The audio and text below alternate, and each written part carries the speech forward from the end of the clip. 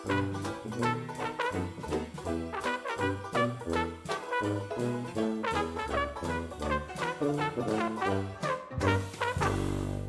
up, guys? Welcome back to Whiskey Dixon. I'm Sugarbear. I'm Curt again. It's Curt again, and we're reviewing Talisker Distiller's Edition. Ooh. Talisker is neat for a number of reasons. First of all, it comes from the Isle of Skye in Scotland. It's the only distillery on the Isle of Skye. I didn't even think enough people lived on the Isle of Skye to run a distillery. It's one of the most remote places in Scotland.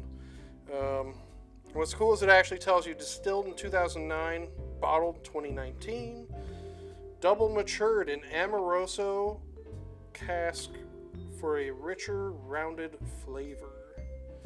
45.8%. All Taliskers are always 45.8%. Have you noticed that? Specific? It's just a weird number that they like to go with. Oh, yeah. Well, you complain when they're not high enough proof. If I they're always too high, you're like, geez, this needs some water. Maybe they just know more than anyone else. They should, because they're making it. Yeah. Also, Talisker, you got Talisker Storm probably 10 years ago. And that was maybe the first, like, Isla whiskey that was, like, peated and smoky. It was a whole new thing. Okay. It's from an island. Island whiskey. I'm wrong. If you notice the box, it looks like the ocean. They always go for this very oceanic maritime theme. And I would say Taliskers taste more like the ocean than any other whiskeys. You got so red just now.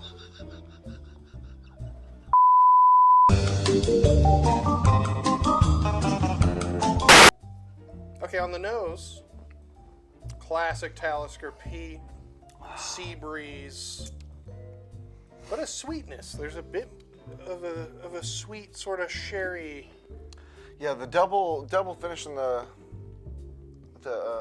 Amoroso cask definitely. Is Amoroso sherry? I thought it was. Maybe it's not. I don't know. Should have done our homework. Oh well. I don't know anything. No, I've never really heard of Amoroso. Is it sherry? I guess.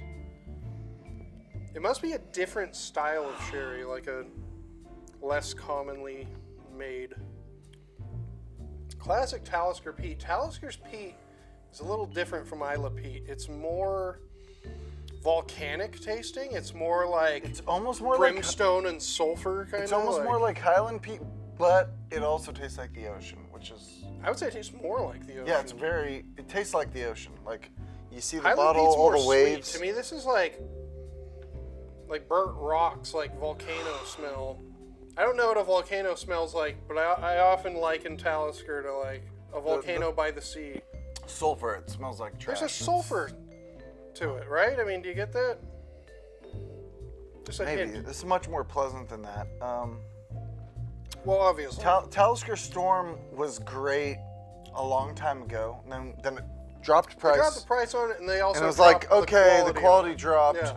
and I didn't know what I thought about Talisker, and I've kind of dabbled back and forth throughout the years in my opinion, but this one is pretty dang good. It's nice and peaty, but I like this more than Storm, I think. The new Storm. Well, anyway. it's more expensive as well. Yeah, I mean I think they you only should made this. like I this think they more only than made this Storm. once. This is actually not a very common release. Comes in average price $100. This is typically a $100 bottle. All the Distiller's Edition whiskeys from Diageo, which is who owns this, always tend to be a little pricey, and I think they only made them once. They essentially took every Diageo single malt. It is one of the classic malts of Scotland. It is. It's the... Wait. For what region? It would be islands then, right? It's got the stamp. It does. It doesn't say... There's usually a list of all of them. I guess it's just the island classic malt, which I agree, it's probably one of the best for the outlying island type whiskeys. Talisker's pretty awesome. If you've ever enjoyed Johnny Walker Green Label, much of what you're tasting is coming from Talisker. And if you notice, when Green Label comes out, Talisker seems to disappear or become very expensive, and that's because they're using it to make Green Label. Yeah. Green Label disappeared for a year. Talisker Storm was cheap. Talisker Label Storm comes back. disappeared. Yeah. Talisker or Green Label is You'll back. notice it a just trend staggers. where if there's Green Label around, Talisker's gone. If there's a lot of Talisker around, that means they're not making Green Label. This is what gives Green Label its briny, peaty character. It's coming from Talisker. That is kind of cool though, because almost every time, every like year and a half, 2 years, when they re-release Green Label, it's always a little different. Yeah. It depends how the whiskey And is on Talisker. I know people that don't like blends and don't like most Johnny Walkers, but Green Label's kind of something special. If I would say Green Label's my favorite Johnny Yeah, Walker. especially I for think the for price. the price, I think it's the best. If you're into Isla whiskeys, if you're into peated whiskeys, it's nice. It's significantly It's the smokiest smokier, and more briniest. peatier than the other Johnny Walkers. It's got way more maritime ocean notes than any other Johnny Walker. Yeah, this is the type of thing you want to sip on by the ocean there in Oregon or I haven't something. had a Talisker in forever. Yeah, this is one of the most oceanic whiskeys. There's a reason their packaging looks the way it does. This is the essence of the sea. Bunch of waves. Yeah, that's all the Talisker stuff looks like the ocean. You know, it's all meant to advertise that fact. And another fun fact about Talisker, in 1960, some asshole left a valve open on one of the stills and burned the entire distillery. Yeah, That's fun. that's hilarious. That's very fun. It's a fun thing. Yeah, so they actually had to rebuild the still house and everything because someone left a valve open, and I'm assuming he got fired. Yeah, 180-year-old distillery. Yeah, I mean that's up there. That's old. Yeah. No, it's interesting because it's a peaty whiskey that doesn't come from Isla. It's from Skye. It's from a different island, and you know, if you were to drink this, you'd probably assume, like, if you weren't super familiar with Talisker, you'd be like, oh, it's an Isla whiskey. It has that much. I thought it was. It has I mean, that much peat. It's not an Isla whiskey, but it's an island whiskey, and it's peated. It's the same style. Yeah. So to not include it as an Isla whiskey, I mean, whoever classifies that, you're stupid. I disagree with you. So cool. Yeah. Sure thing. Bunch of dumb old guys. I guess that about wraps it up. This is nice. I don't think we talked even about tasting notes on this whiskey. It's pretty good. It's pretty good. No, it's peppery, fruity, salty, salsa? Like chipotle salsa maybe a little bit? I wouldn't have smelled that unless you said it. That's why I said it. But it does have the salty, briny ocean taste. It's not as abrasive and pungent as Ardbeg Lafroig, No. but It's it not does an Isla have whiskey. that. It does have that oceanic peat taste. Oh yeah. No, 100%. That salty oceanic. I don't get a whole lot of the Amoroso. I don't get a ton of sherry off this. I get a little. I get enough to make it a little sweet.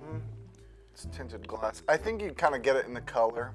Well, I And the mean, sweetness. you can get anything in the color if you're adding color, which I'm sure Talisker is. Maybe not this one. This is the Distiller's edition. So If it doesn't say they didn't add color, then they added color. It's really that simple. They would make it a point of pride.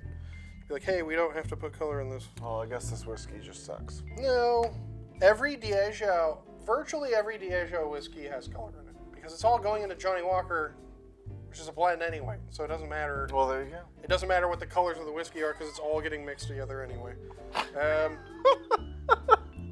Anyways, I'm Sugarbear.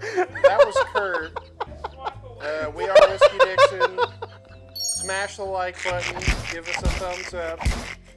And until next time, cheers. Sláinte. Fuck.